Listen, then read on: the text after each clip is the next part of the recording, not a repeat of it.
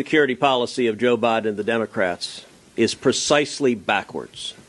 For 3.5 years, Joe Biden and the Democrats have undermined and weakened our friends and allies, and they have sent billions of dollars to our enemies. It is exactly opposite what you would be doing if you were actually focused on U.S. national security interests. Let's look at our enemies. Tragically, Joe Biden has been the greatest friend the Ayatollah Khamenei has ever had on planet Earth. Tragically, Joe Biden has been the greatest friend to Hamas and Hezbollah that there is on planet Earth. Now, those sound like extraordinary statements. What are the facts? Under the Biden presidency, this administration has flowed more than $100 billion into Iran. $6 billion in ransom for 5 Americans, a policy which many of us said at the time would only lead to more Americans being taken hostage, and we saw tragically on October 7th that proved exactly right. $10 billion in funds in Iraq that the Biden administration wanted to flow to the Ayatollah, and then over $80 billion in oil. When Joe Biden came into office, the Trump administration, with the active support of all of us, had vigorously imposed oil sanctions and had cut Iran's oil exports from 1 million barrels a day down to about 300,000. The Iranian economy was in shambles. The Ayatollah was on his knees. Joe Biden came in like the cavalry coming to the rescue and immediately stopped enforcing oil sanctions. And what happened? Iran's oil sales went from 300,000 barrels a day to now more than 2 million barrels a day. Every one of those barrels is a gift from Joe Biden and the Democrats. That is over $80 billion. Mind you, this is from the same administration that does everything they can to kill oil and gas production in America, while allowing a theocratic Ayatollah. Understand, the Ayatollah chants with mobs, chants death to America and death to Israel. And Joe Biden has said, here's $100 billion. This seems like a great idea.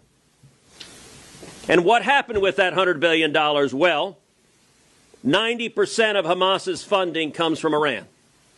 90% of Hezbollah's funding comes from Iran. October 7th was in a very real way funded by money given by Joe Biden and the Democrats to Iran and Hamas and Hezbollah. And by the way, Biden also sent hundreds of millions of dollars into Gaza, even though many of us said, if you send it to Gaza, it will go to Hamas and be used for terrorism. They knew that. They agreed with that. The Biden administration concluded it was, quote, highly likely the money would go to Hamas for terrorism. You know what they did? They waived the anti-terrorism laws and said, send it anyway. Where are we now? Where we are now is the Biden administration is sending money right now to Gaza. Many of us said if you send the money to Gaza, it will be seized by Hamas. What happened? The first shipment came in and boom, immediately seized by Hamas, exactly like we said. But they're combining it with blocking weapons to Israel. The Biden White House has been the most anti-Israel administration this nation has ever seen. Literally from day one, the Biden White House has been undermining Israel at every step of the way.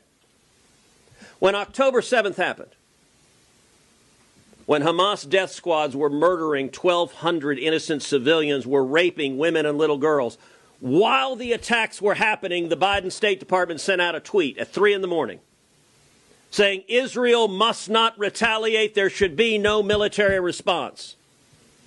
That tweet was disgraceful. I called it out at 3 in the morning, and they deleted the tweet within minutes. The next day, Tony Blinken, the Secretary of State, sent another tweet, said, I just talked with the Turkish foreign minister. We agreed Israel must not retaliate, must not strike back. I called that tweet out again. They deleted it again. Where are we today?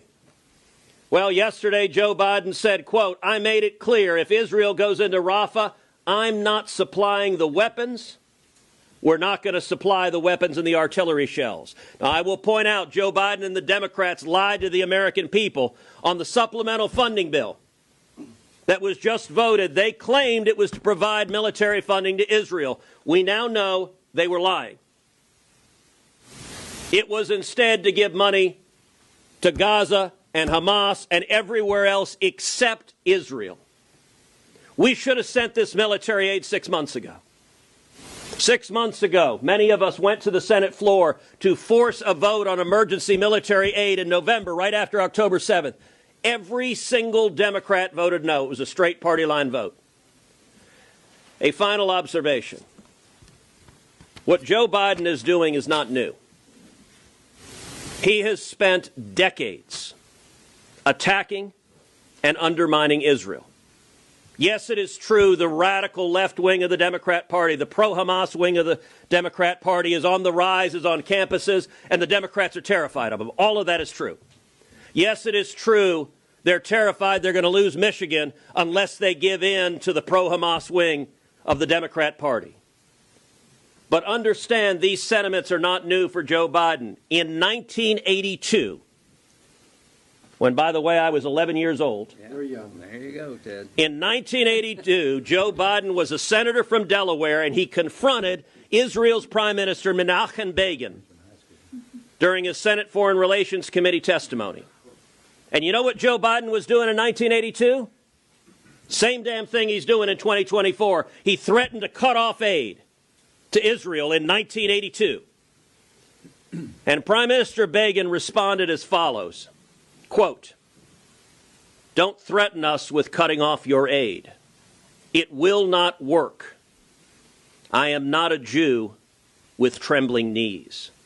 I am a proud Jew with 3,700 years of civilized history. Nobody came to our aid when we were dying in the gas chambers and ovens. Nobody came to our aid when we were striving to create our country. We paid for it. We fought for it. We died for it. We will stand by our principles. We will defend them. And when necessary, we will die for them again, with or without your aid." Even though Joe Biden wants to abandon Israel, and even though the Democrats in the Senate and House apparently support him in wanting to abandon Israel, America does not, and we should not let him. We should stand together and say, America stands united with Israel, and Hamas should be utterly destroyed.